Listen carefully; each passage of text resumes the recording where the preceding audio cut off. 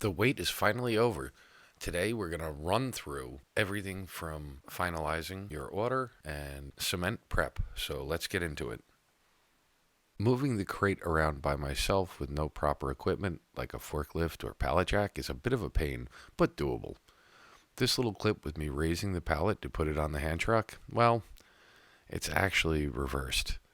I didn't have the camera running when I put it on the hand truck, so I reversed the clip of me taking it off. When you receive your email saying your MR-1 is almost ready to ship, you click the link and it takes you to a web page that looks identical to the web page we originally placed our orders. It was uber convenient, and there were a couple of additional offerings not listed when we pre-ordered. Anything I missed or ran over too quickly, please leave a comment below and we'll do our best to address it. I'd also like to mention I am not paid by or affiliated with Langmuir Systems. While sorting out the crate, I did my best to basically categorize as best I could what I was pulling out of the box. Didn't have a 100% success rate, but it did get me close. When finalizing my order, I decided not to go with the machine enclosure. $600 seemed like a lot of money for something that isn't going to increase the machine's performance, and it may be frustrating working through doors while trying to learn how to set up the machine. Okay, we've got everything laid out, and I started a little backwards. I installed the leveling kit on the legs before assembling the legs to the base. And no, we're not going rogue. I just didn't want to work on the floor. We will stick to the assembly guide moving forward. At least moving forward in this video. In the next video, we may go a little rogue when it comes to flooding the epoxy.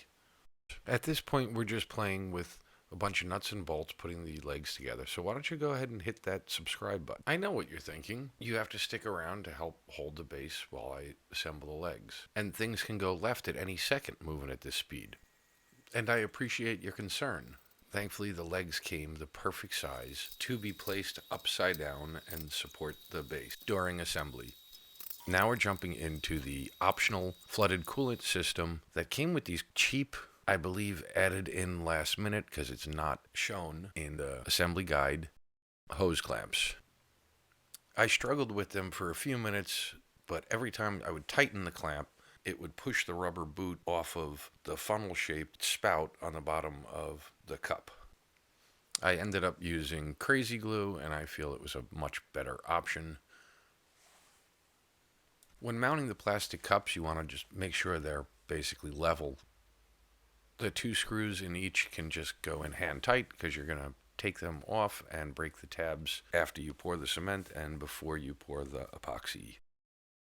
Now we're stoning or filing the mating surfaces. I would only recommend doing the surfaces you're going to use immediately and save everything else for later. They come covered in oil or grease, so if you clean it all off and file it, you're going to get surface rust if you let it sit too long. These next steps of leveling the base, squaring the rails, really determine how much work you're going to have to do later on to try to correct these things. So take your time. Once you have everything all set and as square and level as possible, you get to break out the dial indicator to check coplanarity. It may seem a little intimidating, but following their instructions, and it really went smooth.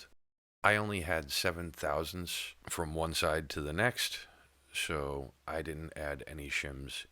It's worth mentioning, if you just put light pressure on the rails, it only sits in the bottom pan, which is a sheet metal pan, and only sits on 3 points. So when you're pouring the concrete and everything else, this can change.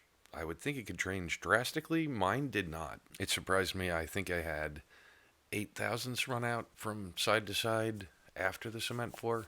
In this next step, the base plate halves only go together one way. The tapped holes in the base plate should be exactly 2 inches from one another across the two base plates. Now we get to install the anchors into the base plates, which consist of 52 bolts, 52 couplings, and another 52 bolts. After mounting the base plate positioners to the base plates, when I sat it on the rails, it actually rocked back and forth. I believe more than an eighth inch. One corner was high. So I took the SMS Vice base plate and bolted it across the two plates in the center, and that completely got rid of that issue. Thanks for joining us, and remember to subscribe. The next video will be out very shortly.